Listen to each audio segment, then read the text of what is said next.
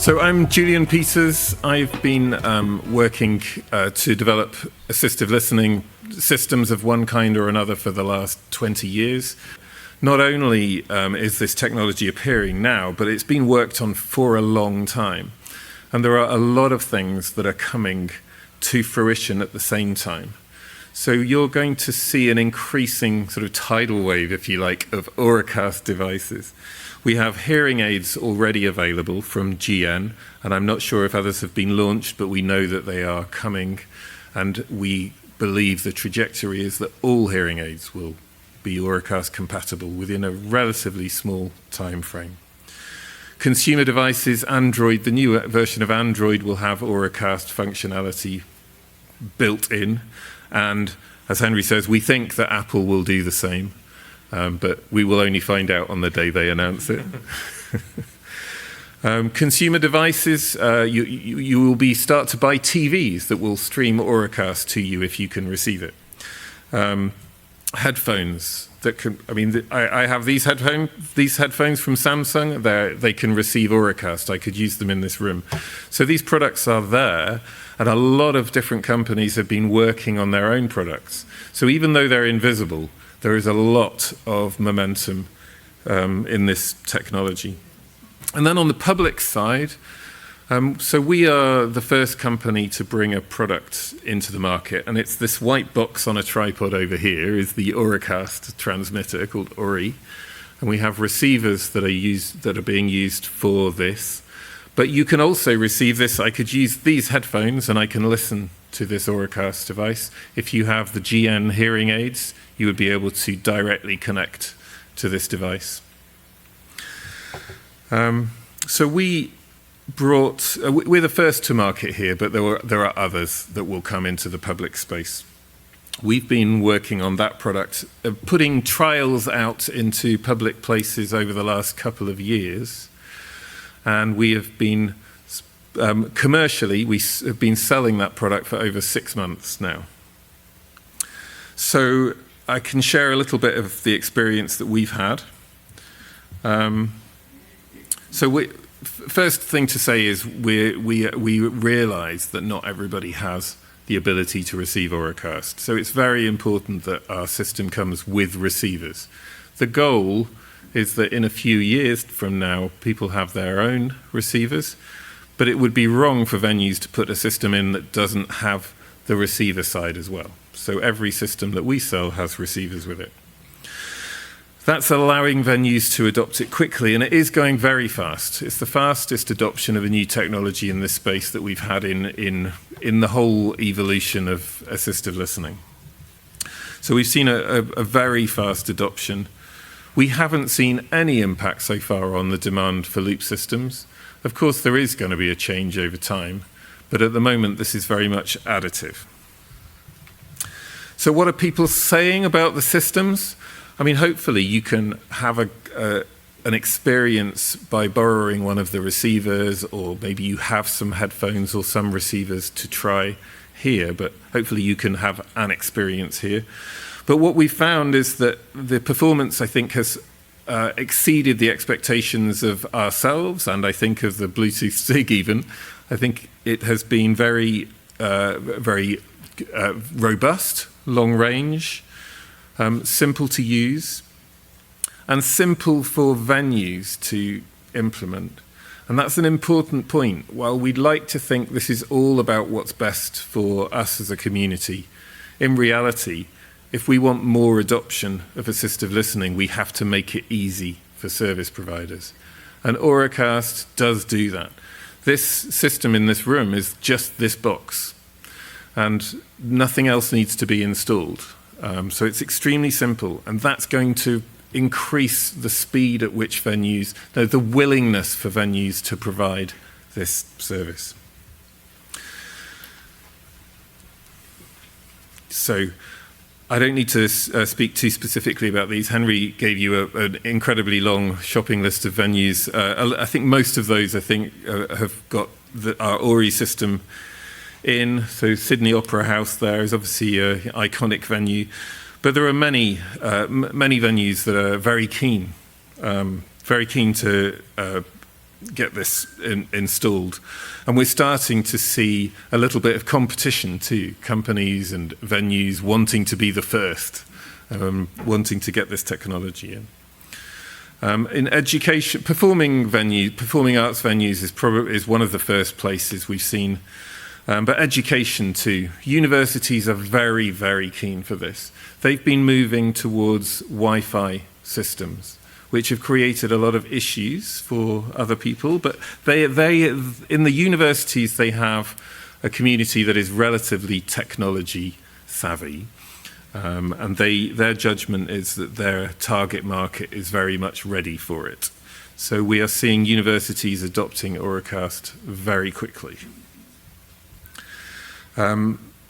Henry again talked about some of the collaborations and demos, so I won't go over that again, but we've got some really good, good positive reactions to the systems that you'll find online. You can see some videos of the demos that we've done. So I've talked about performing arts and I've talked about education. There is a lot more in the world that you want to have assistive listening for. So transport is a really key place for assistive listening. This is a little bit further away. There are other things that are happening on the roadmap for the technology that need to happen first. We need a few more people in the world with their own devices, because in transport we can't hand out a receiver. So until enough people have their own devices, it makes no sense to rely on Auracast. But we'll start to see it soon. We have a first train station with a system in the UK that's in progress right now. And the whole of the transport network there is very excited about it. So it will come. It will just take a little longer. Basically, all of these environments, in fact, not just transport, the other is retail or those sorts of public places where you can't have a receiver. We call them transient environments, for example, where you're just going to a shop or going to an information counter. Auracast can serve and will serve all of those environments within a few years from now. So you will start to see it happening. So that's really, I guess, on the roadmap. We're starting today with boxes like the one here, our Ori system, but it will develop quickly. I'm just going to go straight to this before I hand over. This is my rough timeline, if you can read it. 2025, we have first public assistive listening. And we've got the GN hearing aids already released, but we have more hearing aids being launched this year. And we have it becoming native in Android. In the next year, we expect to see significantly more hearing aid announcements and other consumer device announcements. I think we'll see an Apple announcement as well, which will really change the speed of adoption. I think within another 3 years, I think we expect, as Henry said, most phones to have Auracast capability and most new hearing aids or earbuds or headphones to have Auracast capability. So it's not immediate, but 3 years is also a very short period of time.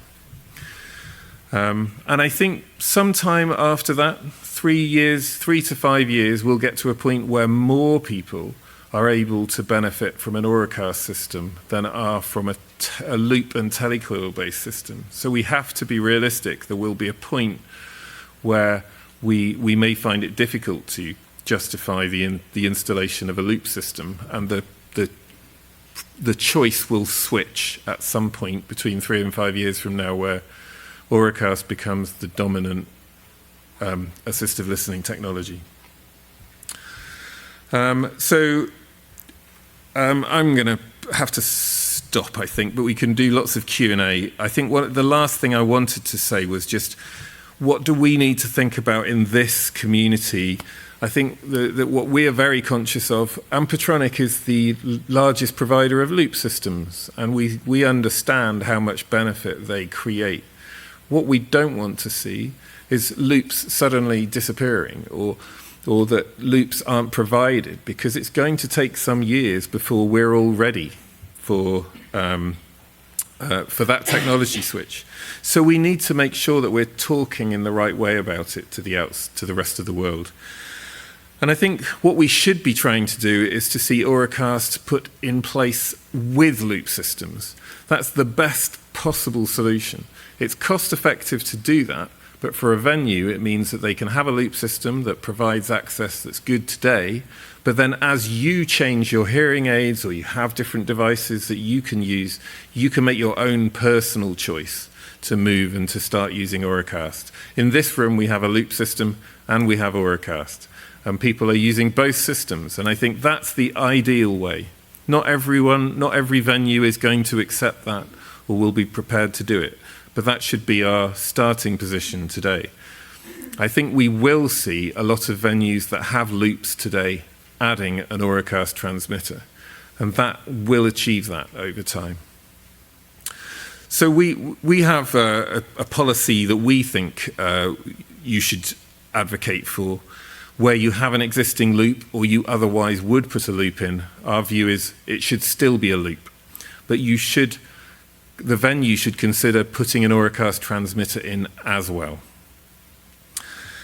In situations where a venue already has or is thinking about installing an IR system or a radio system or something receiver-based, in this situation, that's more of a no-brainer, so to speak. There is no reason why you wouldn't immediately switch that to Auracast, and then you have a future-proof system that is receiver-based at the beginning, but then becomes one that is direct to hearing aid and direct to your own device over time.